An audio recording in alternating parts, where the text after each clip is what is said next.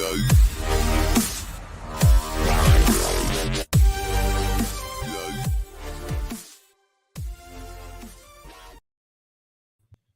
podcast listening people, welcome to B2B Mentors Marketing Mentors Monday. I'm thrilled to be here with you.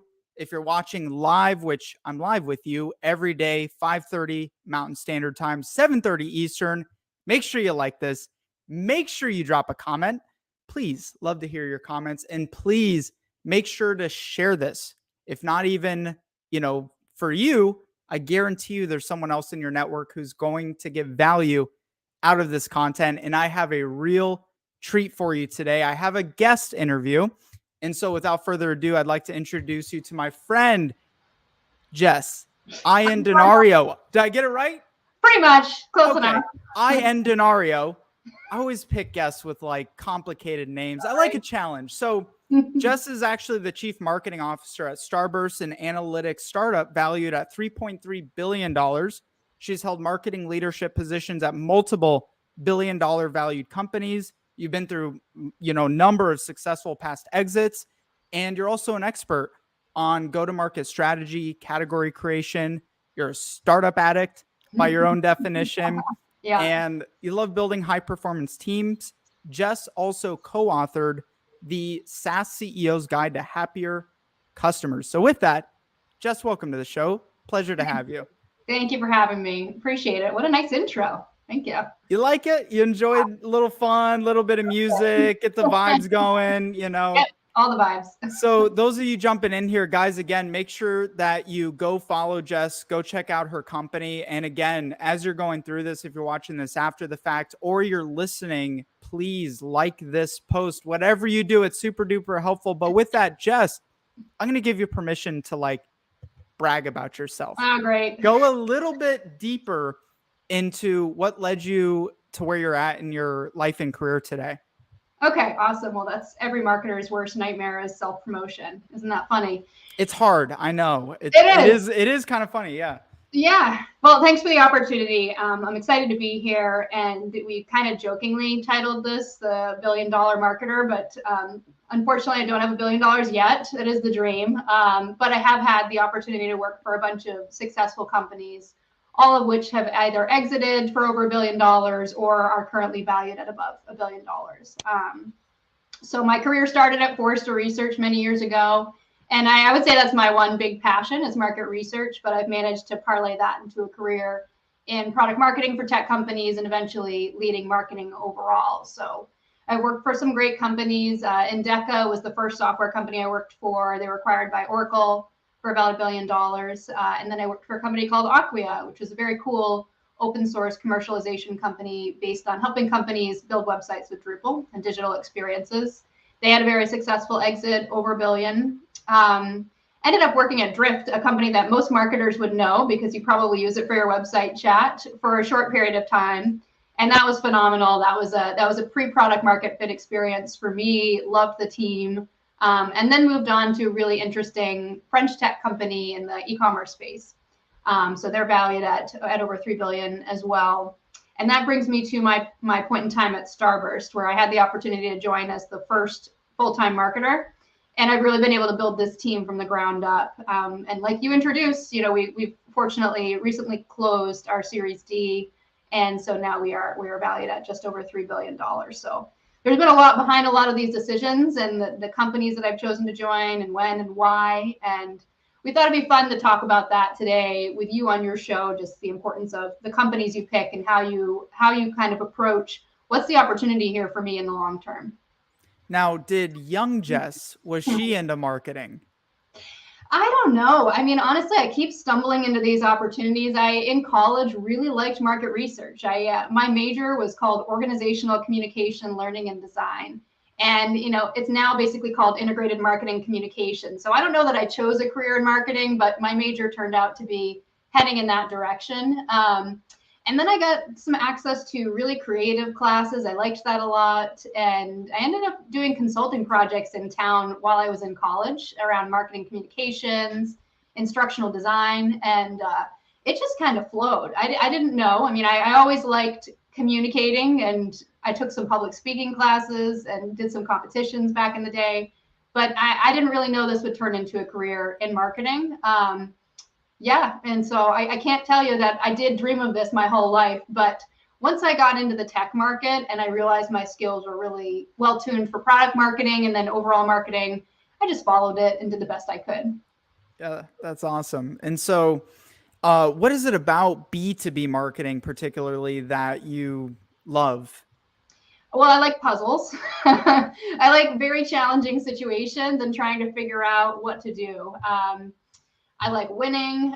So there's a lot of things underneath my DNA to which I think B2B marketing is particularly a good fit. So you have these really long, complex sales cycles. You're addressing many different personas at the companies you're selling to. And you're really trying to figure out how to get a bunch of people compelled to understand what your solution does and how it can help them. So it's super complicated. I think B2B in particular, there are typically category creation opportunities where you're a new startup in an existing market, or you have a brand new way to do something. And so that's been cool because I can be creative. I can deploy my competitive desire to win and have more of like a David and Goliath approach to what I'm doing on a daily basis. And that really has fueled me, is being able to work for companies that do things a new, better, more efficient way, and help the end customer ultimately understand how we can make their life easier and better than old tech companies. And you mentioned the other day when we were talking, which I thought was really interesting, that you can't recall the last time you've like submitted a traditional job application to get, these careers. And if you go and look at Jess's LinkedIn profile, which you should do, go connect up with Jess, go follow Jess. You've had an amazing career so far and have picked, just some, I guess, unicorn, maybe not the right word, but some companies that have gone through incredible growth and incredible exits. So how have you, what's your secret sauce to selecting these companies when you go into them, and your practice of going about getting a position with them? Yeah. So the assessment on the way in is multifold, many factors. I wrote an article. It's like, it's all about the TAM, baby. So you should just know that when it comes to the potential size of the market for the technology companies you're looking at, size matters. So you really have to apply some market research skills on the way in to understand what is the potential for this company? What is the total addressable market in terms of industries, company sizes, personas? And maybe you have to have a little vision for what it could be in the future versus today, but you really have to think about that. If you want to work for wildly successful companies, you want a large market to operate in. So I'd say that's the first criteria. The second criteria is, do they have a differentiated product that is already proven to be successful? So I think that there are so many products out there, especially with older tech companies, that fundamentally don't work. And so that's unacceptable. So you need to validate that the technology is great, it works, it's easily deployed by the customer, and that the customer can see value quickly. So that's differentiated, successful tech. The third lever is leadership. So I pick the people I want to work for and with great care. So you have to find people that are intelligent, people that are hardworking, and that really fit how you want to operate. I always want to be transparent. I don't ever want to hold any of my opinions back. So I need to be working with people who embrace who I am, my skills, my knowledge, and welcome me sharing all of my opinions. So leadership for sure. And I think, and you are not an opinionated person. I can tell. Don't really apologize. Sorry, not sorry. But I need people that can handle it.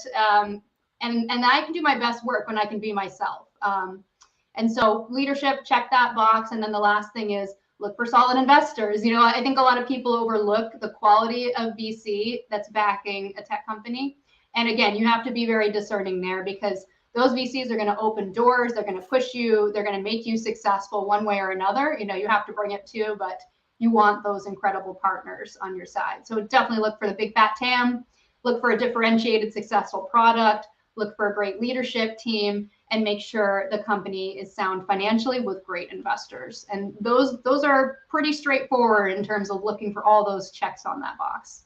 How have you gone about getting those kinds of relationships to get connected up with, each company that you've worked with? Yeah. One of my goals is to never be fired. I don't ever want to be fired. And so behind that is actually that I want to work well with others. I want to make a big impact. And I want people who move on to other companies to always want to work with me again. And that makes my career and life much easier because I never have to apply for jobs. I've always been pulled in for different opportunities, and someone in my network opened a door, considered me, or put my name forward. So I think that really what's under never wanting to be fired is I'm willing to put in the work and build the relationships. And I always want to either leave in good standing, or when other people leave, I want to be, have a positive relationship with them. You never want to burn bridges. You'll always get your next best opportunity through your network. So for me, that's something that I've been working very hard at, is not only doing the job well, but doing it in partnership and having great relationships. And it And pays off. and Starburst, you mentioned, and if I remember this correctly, is kind of you're building almost entirely from scratch since you've Yeah. stepped in. Is that right? Yeah, absolutely. Yeah, it's been my first opportunity to join as the first full-time marketer and build from scratch. So explain a little bit more in depth. What is what does Starburst actually do? What's kind of Yeah. the product solution, and what problems are you solving for your clients? Sure. So we're solving for data accessibility because a lot of companies struggle to get access to even their own data for the right decisions at the right point in time. So I talked a little bit about older technology. So there's an old way here for data and analytics where before you analyze your data, you have to move it to a new location and get it prepared and make sure everything's perfect. That does not allow businesses to operate at the speed they need to with the data backing to their decisions that they need. So every CEO is over here being like, we need you to make data-driven decisions. But the people inside the business, the data consumers, analysts, scientists, are stuck waiting for data to be moved, a la that old process. So what Starburst does is we provide this analytics engine that allows you to connect to data wherever it lives instead of having to move it. And you can use a simple SQL query, which is a skill set everybody has, to access that data. And you can even join different data sets together. So we address like a really, really big problem on a huge market opportunity with a new way that leans into the fact that data lives everywhere and really can't move to one location. And we make people successful analyzing their data no matter where it lives. So yeah, that's in a nutshell what Starburst does. What are the key differences? We're talking about billion-dollar markets right now. Key differences, if I'm a 7-figure, 8-figure, 9-figure, marketer, Yeah. how do I operate effectively as a billion-dollar marketer? What are the differences there? This is going to sound odd, but the difference is you have to, when you have a large market opportunity, you have to become good at focus. You have to become good at focusing on markets that you're going to carve out your space in, whether that's a new category or winning in an existing category. And you have to be pragmatic about your approach to winning in each unique industry. For instance, go after financial services, then insurance. You want to be segmented in your approach. You want to really focus on your ideal customer profile and keep winning, one after the next. You can't do everything at once. That's the big mistake. And I would say separates billion-dollar marketers from not, is when you have a huge market opportunity, you actually have to be much more focused to be successful winning that opportunity over time. So you're going even more specific into, nitty-gritty ABM versus kind of mass marketing to build yourself and build your revenues up. You're going super focused, which is actually a surprising answer to hear that from you. Yeah. So, and I think one of the silver linings of the pandemic, at least for this marketing team, is we were built during the pandemic. So I started March 2020. A couple months later, we're all remote. And I just made my first hire, Mandy, who's the best event professional you've ever met. But she was our first employee we onboarded remote. And we had these big plans for an event strategy. And then, everything changed.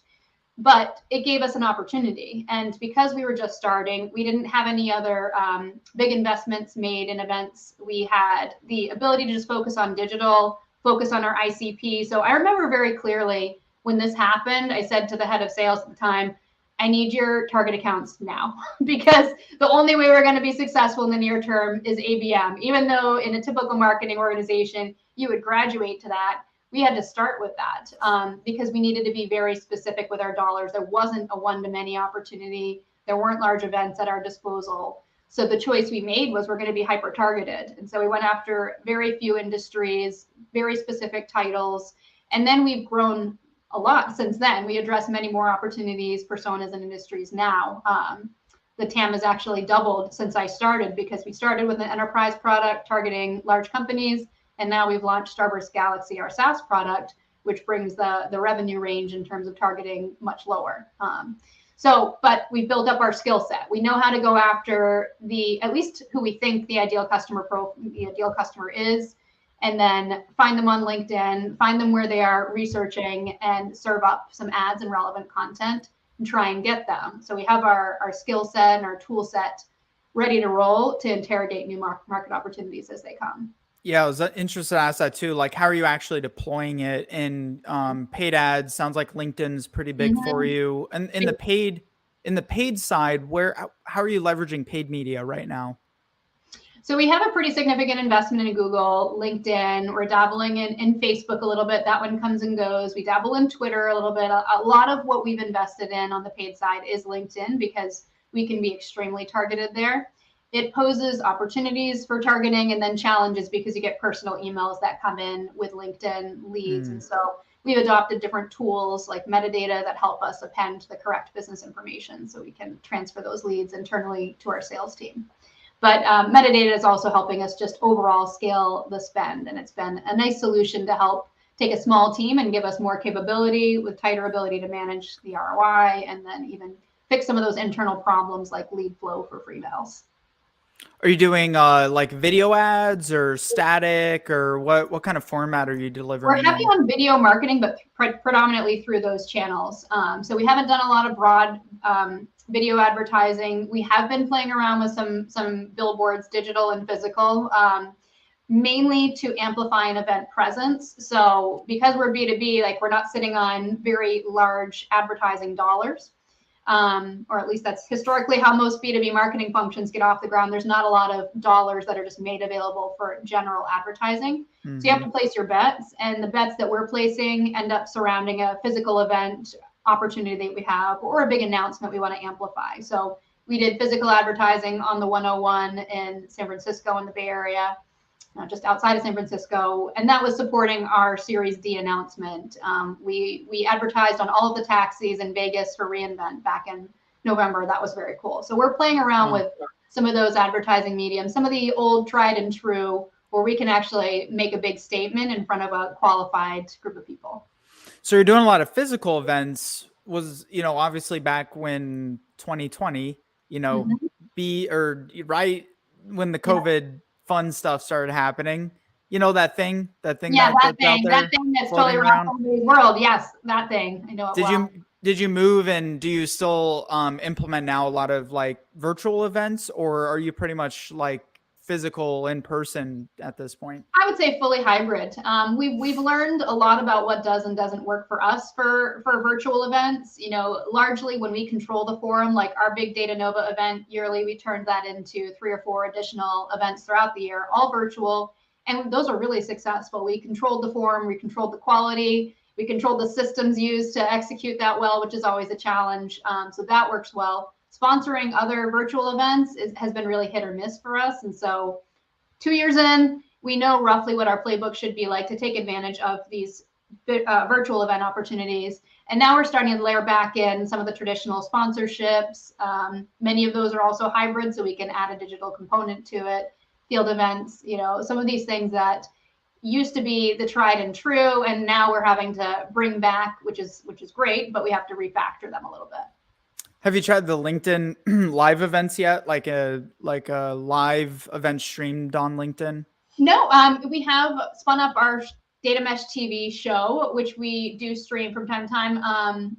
But I haven't joined some of the other events or invested in those yet, but it's definitely in the research hopper for future opportunities. We're looking at podcast advertising next, and we are running this big sweepstakes competition called Space Quest League, where every quarter we're giving away a really big prize. And so we're trying out a variety of awareness and advertising mechanisms for that too, just to help. Podcast advertising. That's very interesting to hear.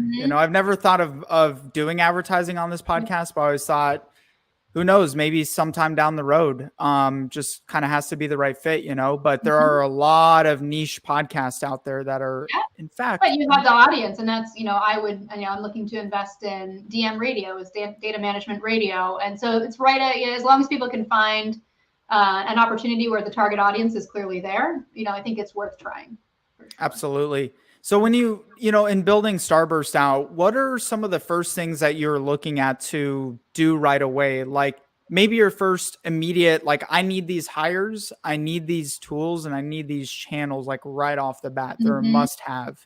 Yeah.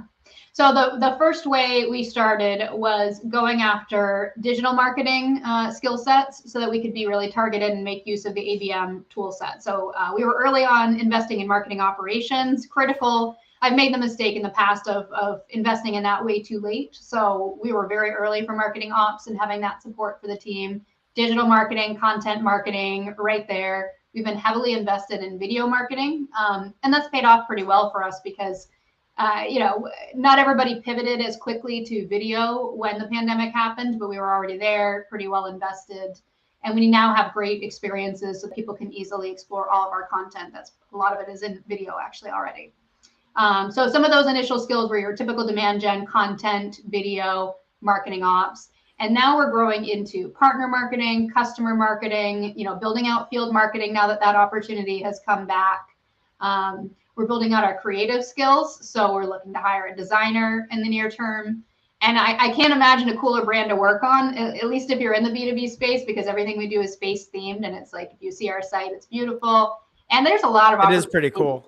Yeah, it's just a lot of opportunity to work with this brand. All of our products have space themes. And so, if you're like into cool, space, nerdy, interesting designs, we would love for you to apply. We need somebody to own the visual design for the brand. Was that you that came up with that branding theme? I would say it's a collaboration. I mean, I think everybody on the marketing team, this is what I love the most about the team. It's super collaborative, passionate, creative ideas, and nobody's shy. So I would say we all collaborate on everything you see. And, Space Quest League, just as that example of the sweepstakes, everyone on the team is working on that, behind the brand, behind the activities, the quests, how we engage the contestants, how we select the prizes. Actually, the whole company pretty much is involved in that one because we allowed engineering to choose the design and they choose like the 16-bit gamer, of course. And then we've just been rolling with it. So we've had a lot of fun with that. But the space theme just sort of was a kind of obvious, but we just had this opportunity to lean into it and we went with that. How have you gotten your team to that point? Like what kind of, I guess, training tools? A lot of marketers are kind of shy behind the scenes people. Not that's kind of a generalization, but I mean, you do meet a lot of super smart marketers, but they're very soft spoken and kind of more order takers versus implementers, or not implementers, but what's the word I'm looking for? Like ideators. I think that's a word, right? Maybe they're more operational, they're great at operating. What's made you great at leading teams? Well, I think that I have these wild and crazy ideas of things all the time, and I embrace and I transfer those to the team and say, like, this is a wild and crazy idea, but how about we spin up our first customer event and it's going to be virtual and let's get 2,000 people there, and we're going to call it Data Nova. And here's what we're going to do. And then the team kind of like opens their eyes really wide, like, she's a crazy person. What are we going to do here? But I think I keep it fun and I keep it fresh and I give people good feedback. And I'm talking a lot right now, but I do think I listen a lot too. And, I'm fine with uncomfortable silence. And as long as you can provide that, people will find a way to voice their opinion. If you're constantly talking at the team, they will be quiet and they will do what you say. But you can drop a bomb in, a really fun, creative idea, get people excited, and then just back out and see what happens. And I find marketers rise all the time. Where have you been successful recruiting good marketers? I know I hear that pretty often from leadership nowadays. Yeah, I think communities, but definitely, it'd be rare for me to go and post on LinkedIn that I'm hiring for someone. I just go and I find people, and I'm like a BDR or an SDR. I have like a cadence. I will run on you on LinkedIn if I think that you're good for one of our roles. And a lot of people we've gotten that way. And I learned a lot of those tactics from our CEO, Justin, who I would say is our chief recruiter as well. He deployed a bunch of tactics to get me to talk to him. I've learned from that, and it's helped me So as long as I can identify the right person, my success rate of getting to them is pretty high just through trying and putting my cadence out there and then trying to find people in common and asking them to introduce me. It's a lot of work. I don't have any recruiting support. We don't have a dedicated recruiter. So yeah, a lot of my nighttime hours are generally spent looking for the right talent and then just staying on them like any good salesperson would. And, while we're on that topic too, you mentioned that you guys are recruiting like craziness right now. Yes. And, if you vibe with Jess, you're a marketer, or even there's a handful of other like, give an example of some of the top of mind roles that you're looking to fill right now. Yeah, so there is a solution marketing role under the product marketing team. I'm psyched about that because I mentioned, moving from focused to being able to go to more and more levels of go-to-market. So right now we're transitioning from more of a broad-based go-to-market and looking at how do we go by solution. So how, for instance, could we help the business with customer 360 analytics? Or how could we help this technologist with being the best query engine on the data lake? So we're looking at all of these ways that we can provide solutions to specific problems, whether those are business or technical. And that role is going to have a really fun time sorting this all out for us. And those, product marketers are hard to find. So I think that's critical. We need our next ABM person, our next account-based marketing manager. We have the luxury of a sales team who's fully invested in partnering with marketing. And we have the luxury of very clear target accounts, tiered. So we have everything and we have money. So we have all you need to be successful. We have a lot of tools here and we have alignment with sales. So we're looking for account-based marketing support. And we're also looking for a global PR manager. We have 2 firms we manage globally, but building our brand and awareness in our target market is critical. It's a big focus of mine. So this person would have the opportunity to come in here, own our PR strategy and help us manage both of those firms so that we can keep building the brand. So those are a few examples. We're also hiring a ton of interns. So content marketing, product marketing, developer advocacy. And get Jess on more podcasts because she's amazing. Like she's really good at this. So definitely get you booked up on more podcasts. But folks, if you want to check that out, starburst.io/careers/open roles, you're going to have to shorten that URL at some point so it's easier to promote. But careers/open-roles /careers. You'll get there. Check it out. And again, minimally, you can connect up with Jess and ask her for the link, and you have a whole running list. And I'll include it in the podcast and everything if this catches your attention, you want to check that out. And so, in that too, Jess, just in kind of the latter half here, any other words of wisdom just for marketers to be great? There's a lot of interesting stuff happening right now for us marketers, and like CMO careers are extremely short-lived. Mm-hmm. So how can I improve my skill set? How can I be great at what I do? Well, if you're in B2B, first thing I'd recommend is spend some time in sales. I spent 2 years in hard time, and that was my tenure in sales, but there's no better way to get to know the pains and, the opportunities of your most important client, which is sales. So I'd advocate that you consider spending a little bit of time in sales. I think that's critical. I also think you need to be analytical. There's just no way forward for marketers if you can't figure out how to analyze your performance, no matter what your function is. It could be design, it could be web. Obviously, everything can be measured on the website, but content marketing, partner marketing, just really develop your skills to understand how you showcase impact, how you showcase and measure success. I think it's critical. And then the last thing I would say is marketers often assume they're really strong communicators, and many are, but you could always be more brief. You could always be more succinct. And so alongside building a great knowledge of the sales practice, you want to also be able to really articulate those metrics, what you're trying to achieve and how you're doing against that. I think always think about if the CEO was to show up in your Zoom or stop you in the hallway back in the olden days, what would you tell them? And you want to be ready with I'm working on this. This is my top priority. Here's how it's going based on data. Here's what I'm doing about it. So you're really sharp in how you talk about what you're doing, the contribution you're making. And that's going to help you stand out. Where do you study? Books, platforms? Like, where do you get your ongoing education from as it relates to marketing? Yeah, I'm big into podcasts. I was bigger into podcasts when I was driving to work, but that's starting back again. So I think that's a great place to get inspired. Certainly books. Like I read about, I'm reading Shoe Dog right now, which is by the founder of Nike.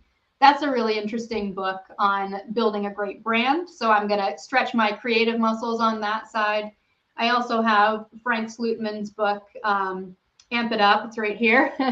So he's the CEO of Snowflake, and obviously we all know how successful Snowflake is. But yeah, that's very much about leadership. I also read general leadership books all the time, which are really interesting. I read politics books, but on the marketing front, I also belong to communities. And I think that the best way to learn is to be immersed in a community of your peers where you can have open dialogue. So Sixth Sense, which is one of the platforms we invest in, they run this awesome CMO community. I can't tell you how many times that's been helpful to me with everything from, hey, does anybody have, a template for this strategy, or people are sharing talent that's available or talent that they need, general advice on metrics. We discuss like how we prepare for board meetings there. So I find communities to be the best source of real time, like what's working. Books, maybe for long-lasting marketing strategies, branding strategies, but for what's happening right now that's working, being a marketer during the pandemic or endemic, whatever we're calling it now, those communities are the best for real time, helping each other figure it out. So I think you do what I do quite a bit too, is you look at the bigger picture. I mean, let's say you read a book on politics. I mean, there's so much to learn about marketing and branding from politics, or I read a book from a successful CEO, and there's so much to learn about that and apply it. And so I think you hit on a really good point, is as marketers, open your horizons as to what you're consuming. But at the end of the day, another thing I picked up on is community, and leaning and having a network of mentors and coaches and people to support and rely on as well. Yeah, 100%. I think one last thing I'll mention is mentors versus sponsors. It's important to have both, but it's also important to know the difference. And so mentors are going to be there for you. They're going to give you advice. They might help you with an idea or a tactic or strategy. Sponsor is going to open a door for you. You have to earn it, but it's totally different than somebody who is coaching from the sidelines. It's like the head coach bringing you up from the minors to the majors. It's a big difference. And you really need both. And I would say women in particular often lack the sponsors that can open doors for them. So, you only get it through earning it, but certainly actively seek out people in positions of power who can open doors for you, can give you feedback, can really, help you chart the course in your career versus just advise you. Who's been like the most game-changing mentor in your life? Oh my gosh. I find mentorship in everyone I've worked for. I think Tom Erickson was the CEO of Acquia, and he opened a big door for me when I got my first promotion to the VP level. That was VP of Product Marketing. And so he was a nonstop champion of mine, and I really appreciated everything I learned from him. Tom Wentworth, who is the CMO at Acquia as well. Same thing, there was an opportunity where I was on the executive team, and he could have said, all right, we're just going C-level, Jess, you're out of here. You're the VP, you're out. But he made sure I stayed in that forum, as did the other Tom. And so that was just, I got so much exposure to the executive team and how the decisions were made, and I was able to contribute to it as well. But really, those were doors that were clearly opened for me that didn't necessarily have to be, but I had worked very hard. I'd proven myself. I had good relationships. So they opened them. And then John Andrews was a great mentor and sponsor of mine back through Endeca. And then without me even knowing it, he's been a back channel reference for me my entire career since then. So really appreciate him as well. I love it. That's amazing. And Jess, what's the best way for people to find you, follow you, and get into contact with you? I think LinkedIn is perfect. I'm active just like everybody else. Like I said, I'm constantly recruiting on LinkedIn. So you'll find me there every single day. And I'm always happy to connect with people, happy to share stories, happy to chat if you're interested in one of our roles. So yeah, please follow me on LinkedIn, and don't hesitate to reach out. Awesome. Do that. Go check out Starburst. Check out their great branding too, right? Like I love just going to look at companies and just seeing what they're doing, just studying, right? Like always be a student. So Jess, you're seriously impressive, and I really appreciate you sharing the time with us, and can't thank you enough. The rest of you guys, if you want a chance to connect and learn and get mentorship from marketing leaders like Jess, business celebrities, executives, come check out our free mastermind group. It's free to you. Come by, check it out, activeblogs.com/live event, B2B Mentors Mastermind. With that, my friends, Jess, stick around for one quick second. Make it great. Much love to you, and we'll see you on the other side. Thanks.